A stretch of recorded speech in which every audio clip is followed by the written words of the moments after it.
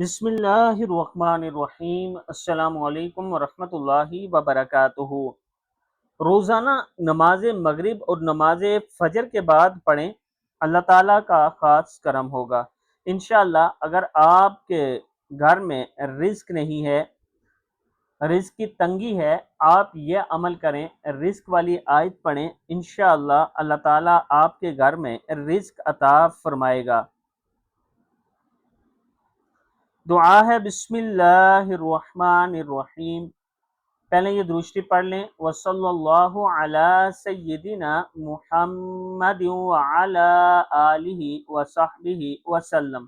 اگر کوئی شخص ہر نماز کے بعد 11 مرتبہ ان آیات مبارک کی تلاوت کرے گا، اس کے کام آسانی پیدا ہوگی اور اس کے رزق میں اضافہ ہو جائے گا۔ وہ آیات مبارک یہ ہیں، بسم اللہ الرحمن الرحیم، قل ان ربی یبسط الرزق لمن یشاء ویقدر ولکن اکثر الناس لا یعلمون۔ قل ان ربی یبسط الرزق لمن یشاء ویقدر ولکن اکثر الناس لا یعلمون۔